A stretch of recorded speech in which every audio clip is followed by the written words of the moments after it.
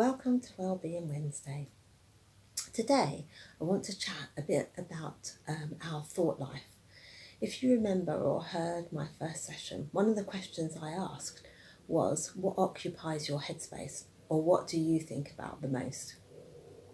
The reason I asked this, and the reason I think it's important, is that quite often the thoughts in our heads seem to be our biggest problem. Some of us think way too much. Some of us don't care. Some of us have really busy heads, and they think about one thing and then it jumps to another thing. And others of us think about one thing in such fine detail it hurts.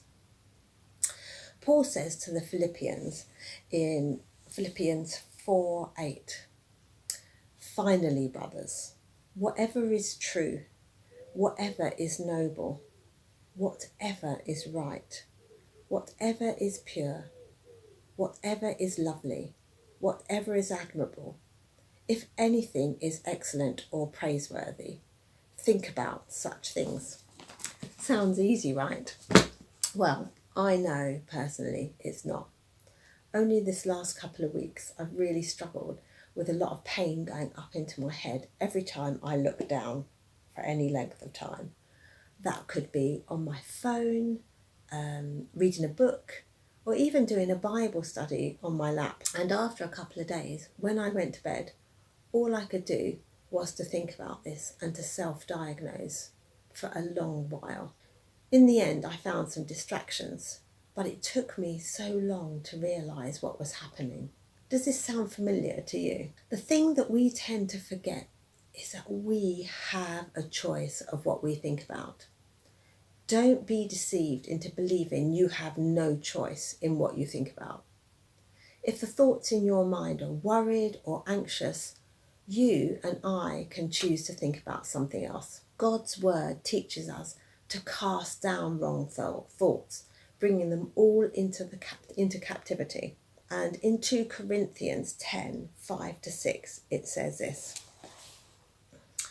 "We can demolish every deceptive fantasy." So that means we can pull down any lie that opposes God and break through every arrogant attitude that is raised up in defiance of the true knowledge of God. So that means any arrogance or any lie that's raised up against what God says. And then this is the bit I like. "We capture like prisoners of war every thought and insist that it bow down in obedience to the Anointed One. Since we are armed with such dynamic weaponry, we stand ready to punish any trace of rebellion as soon as you choose complete obedience." Well, one thing I know is that I need to remember that when I'm struggling with negative thoughts or my thoughts get carried away with me. One of the things that I find really helps, which might help you, is to change my focus from what I'm thinking. So, for example, if I'm worried about my mum and how she's coping at the moment, then I can shift my thought and think about all the times she's coped really well in the past and what an amazing mum she's been and shown me how to cope in times of trouble. That helps. Then if I'm worried about something coming up, like I'm nervous about doing something, then I can choose to think about the times when I've done things, when I have been nervous and that they've turned out well. That really helps.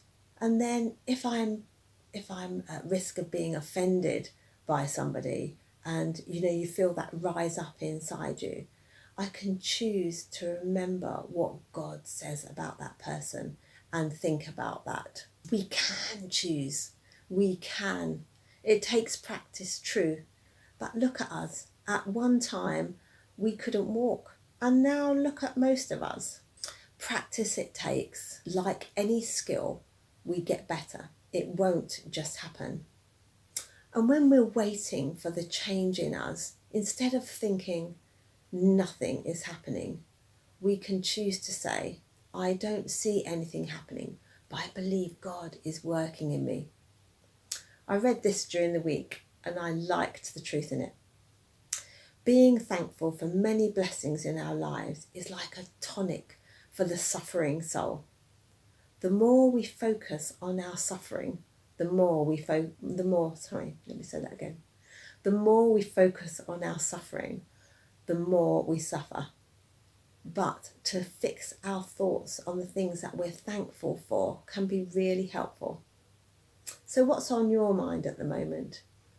If you need some help to shift your focus, speak to God. And remember, you can do all things through Christ who strengthens you. And he has put some amazing people in your lives to help you. All you have to do is ask and then do. So have a good Wednesday and be aware of what you're thinking. See you soon.